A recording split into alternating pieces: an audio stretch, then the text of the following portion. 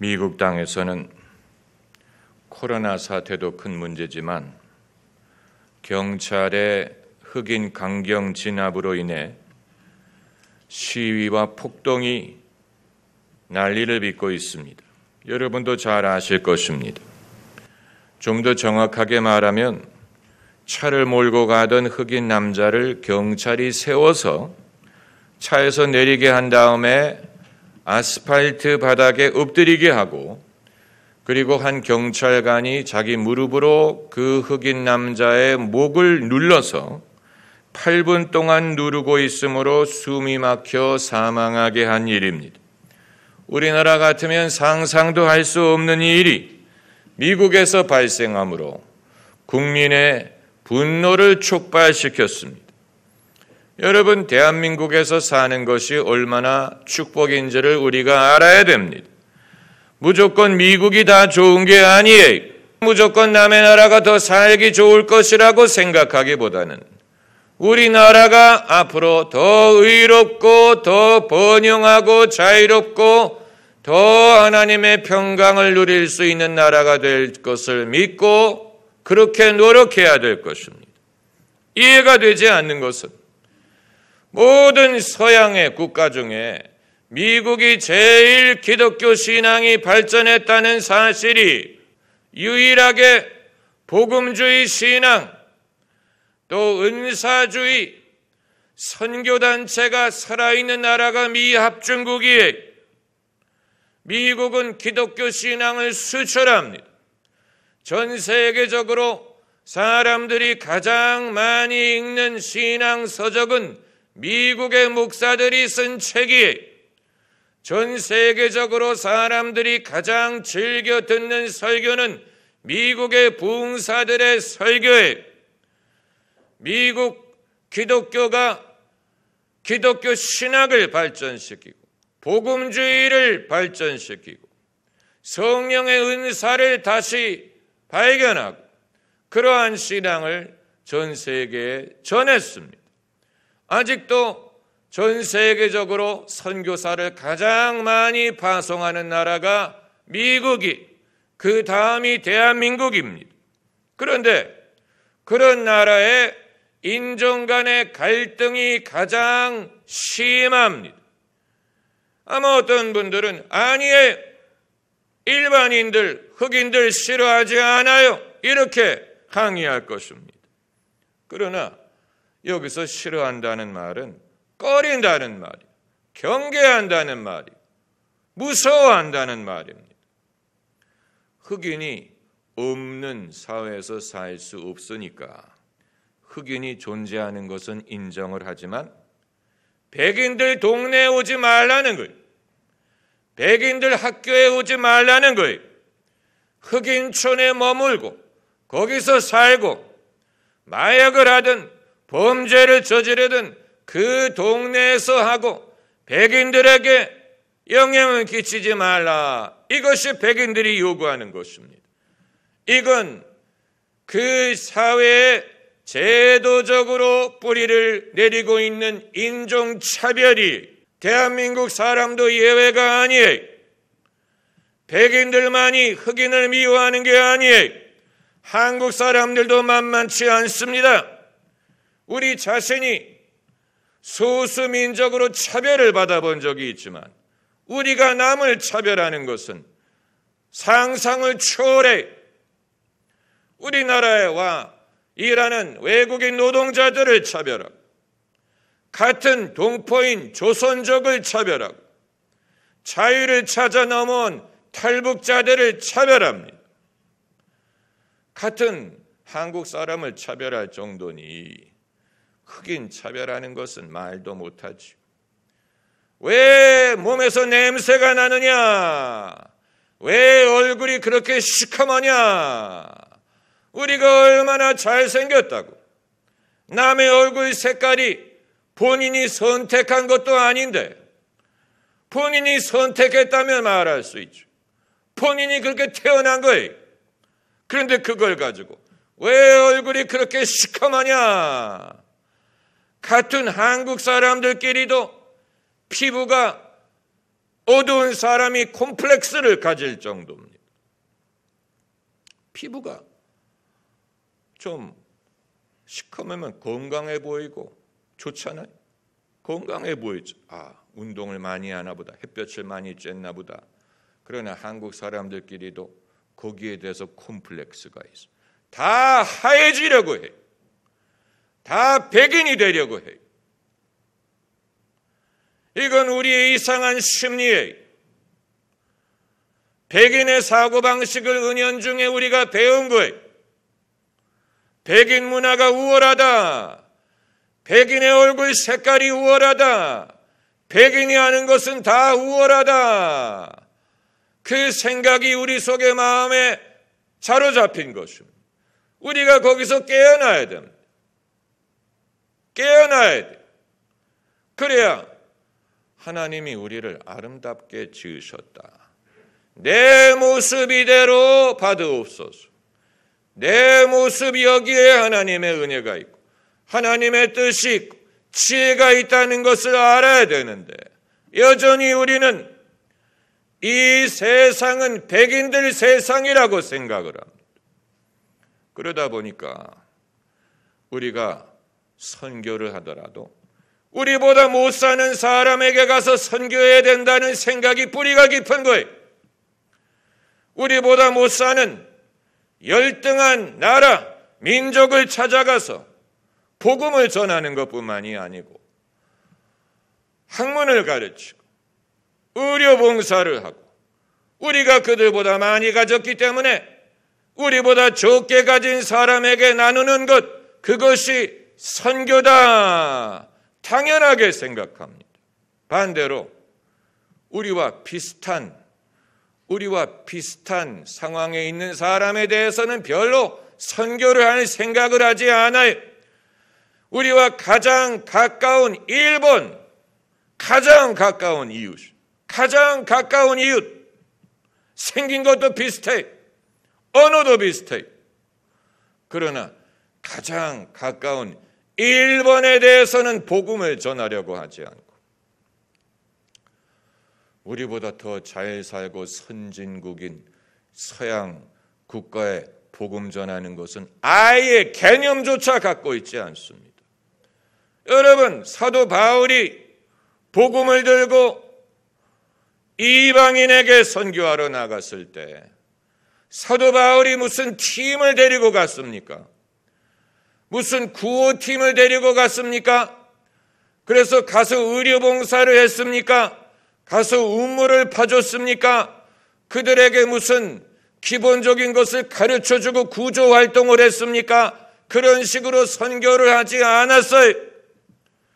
사도 바울이 복음을 들고 마게도냐로 갔을 때 동양인이 서양의 복음을 들고 찾아간 것입니다. 그 당시에 로마 제국은 이스라엘보다 경제적으로나 정치적으로나 문화적으로 더 발달한 문명이었어요. 헬라 문명, 그리스의 철학자, 헬라어, 소크라테스, 플라톤, 아리스토텔레스, 또希腊의 문학, 이런 모든 면으로 문명적으로나 정치적으로 더 발전한 나라였어요. 사도 바울이 자기보다 못 사는 사람을 찾아가서 도와주면서 복음을 전한 것이 아니에요. 예수 그리스도께서 당신보다 못 사는 사람들을 찾아가서 도움을 주시면서 복음을 전한 것이 아니에요. 예수님은 병자를 고치고 귀신을 내쫓으셨지만 예수님의 사역은 영적인 차원, 신앙적인 차원에서 이루어진 것이지 무슨 구조를 한다든가 도움을 베푼다든가 못 사는 사람을 도와주는 차원에서 하신 것이 아니고 제자들도 마찬가지예요. 제자들도 똑같은 방법으로 선교를 했습니다. 빌립이 사마리아에 내려가서 복음을 전했는데 사마리아의 어떤 더 잘 사는 방법, 더 나은 의료 서비스를 제공한 것이 아닙니다. 오로지 복음을 들고 내려가서 그들에게 복음을 전했고 그들이 회심하게 했고, 그리고 심지어 에티오피아에서 온 에티오피아 사람에게 복음을 전할 때에도 순전히 말씀을 전하고 그를 세례를 주었고, 그것으로 에티오피아 사람에 대한 복음 전하는 일을 완수한 것입니다. 사도 바울도 마찬가지예요. 제가 이 말씀을 드리는 것은 은연중에 우리가 세상에서 배운 방법이 그것이 우리 생각의 자리를 잡다 보니까 그것이 굴러온 돌이 박힌 돌을 내쫓는 것처럼 세상에서 배운 방법이 성경이 말하는 성경의 원리를 믿지 못하게 하고 실천할 믿음을 갖지 못하게 한 것입니다. 이것은 결국은 과거 서양 기독교가 복음을 들고 제3세계를 찾아갈 때 식민지 정책에 기독교가 편승해서 간 것입니다. 그래서 십자가를 들고 가기는 했는데 칼을 들고 창을 들고 총을 들고 찾아가서 그 나라를 식민지화하고 그리고 복음을 가르쳤어요. 식민지적인 선교 패러다임. 우리는 이것을 아무런 비판 없이 받아들이고 그것만이 유일한 방법이라고 생각을 합니다. 그래서 대한민국이 미국 다음으로 선교사를 많이 파송을 했는데 우리가 파송한 선교사들은 대부분이 제3세계, 우리보다 못 사는 나라, 못 사는 나라를 그렇게 좋아합니다. 못 사는 민족을 못 찾아가서 해야 하다니 우리보다 못 사는 사람을 찾아가야 된다고 생각해. 당연히 도와야 되는 것이 맞지요. 그러나 그 나라의 경제적인 문제를 책임지는 것은 그 국가의 몫이, 그건 그 국민들의 몫이, 그건 그 국가가 경제를 발전시켜서 해결할 부분이고, 의료 수준도 마찬가지. 의료 수준도 그 나라가 결국은 그 나라의 책임이, 우리가 할 수 있는 일은 그들을 경제적으로 더 잘 살게 하는 것도 아니고, 그리고 의료 행위를 우리가 대신하는 것도 아닙니다. 교육을 우리가 대신해야 되는 것도 아니에요. 우리의 궁극적인 책임은 예수 그리스도의 복음을 전하는 것. 복음이 들어가면 변화가 일어날 것입니다. 복음이 들어가면, 우리나라가 그렇지 않습니까? 우리나라가 복음이 들어왔더니 사람들의 생각이 적극적으로 바뀌고 진취적이 되고 또 문물을 배우려고 하고 또 변화와 성장을 추구하고, 복음이 들어왔더니 우리의 생각이 합리적으로 바뀌고 그리고 의로움과 공의와 인권과 민주와 정의로운 사회를 당연히 추구하게 되지. 복음이 들어왔더니 경제가 발전하게 되지 않았습니까? 복음이 들어왔더니 우리가 소망을 갖게 되지 않았습니까? 믿음을 갖게 되지 않았습니까? 복음이 들어왔더니 여러 가지 면에서 혜택을 입게 됐습니다. 그렇기 때문에 중요한 것은 복음이 들어오는 것입니다. 사람들이 믿음을 갖는 것입니다. 사람의 내면 세계가 변하는 것입니다. 내면 세계가 변하면 외적인 상황도 당연히 변하게 될 것입니다. 이걸 우리가 믿어야 됩니다. 예수님 말씀에 천국은 농부가 겨자씨를 심은 것과 같다고 하셨어요. 겨자씨는 가장 작은 씨앗이나 심으면 큰 나무가 되는 것처럼 하나님의 나라도 이와 같다고 하셨어요. 믿음의 씨앗을 심지 않는 상황에서 어떤 변화도 우리가 기대할 수 없어요. 결국 하나님의 나라는 씨앗을 심는 데서 시작합니다. 믿음의 씨앗, 말씀의 씨앗, 그 씨앗은 심을 때는 가장 작아 보이는데 심고 나면 생명력이 발전해서 큰 나무가 된다.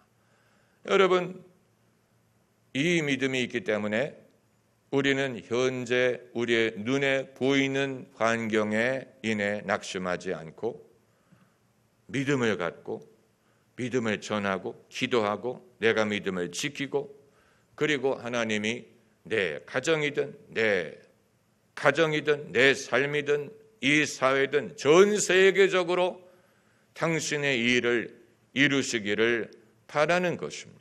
할렐루야.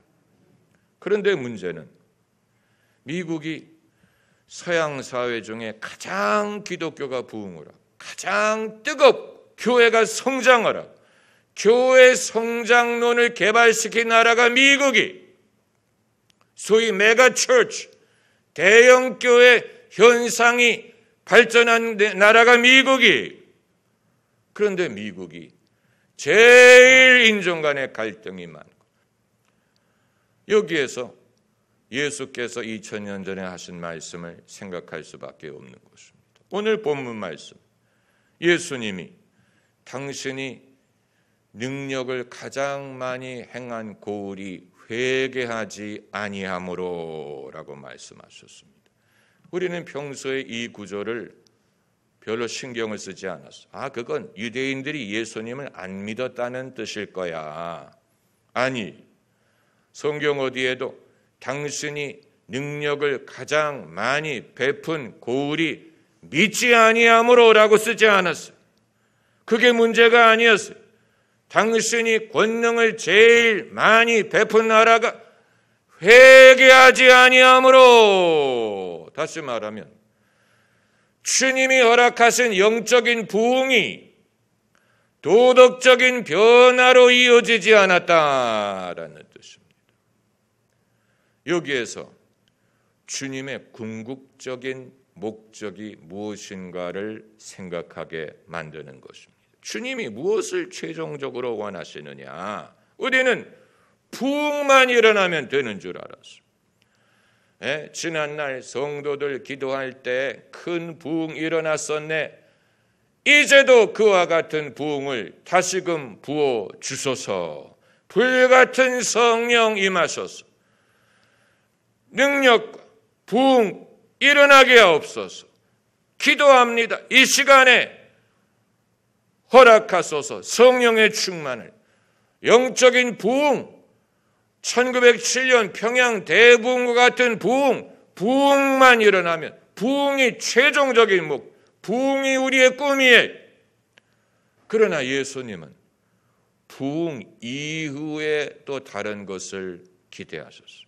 그렇기 때문에 당신이 권능을 제일 많이 베푸신 고을들이 회개치 아니함으로 다시 말하면 가장 큰 영적인 부흥이 일어났던 나라가 회개하지 않았다라는 말.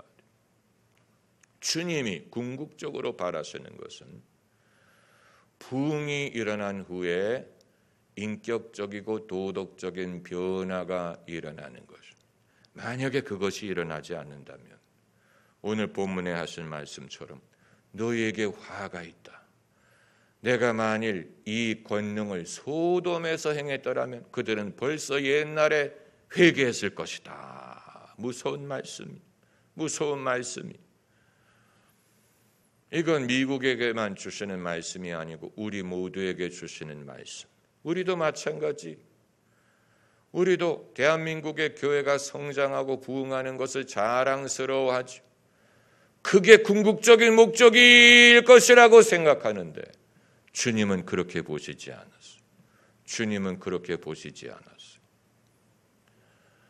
그러므로 부흥이 일어난 이후에 사람들이 어떻게 달라지는가를 지켜보신 것입니다.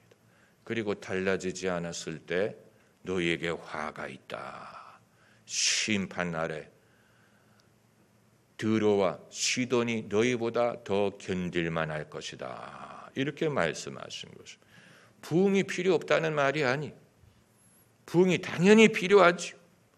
부흥이 없으면 사람들이 믿음을 가지려고 하지도 않을 것입니다. 부흥이 없으면 사람들이 복음을 받아들이려고 하지도 않아요. 부흥이 일어나기 때문에 전도가 먹히는 거예요. 부흥이 일어나기 때문에 사람들이 교회를 오는 마음이 생기는 것이에요. 부흥이 필요해. 그런데 부흥이 끝이 아니. 그게 궁극적인 목적이 아니. 오늘날 기독교인들은 오늘 본문 말씀을 진지하게 읽어야 될 필요가 있습니다. 과연 주께서 궁극적으로 바라시는 것이 무엇이었을까? 무엇을 바라셨느냐?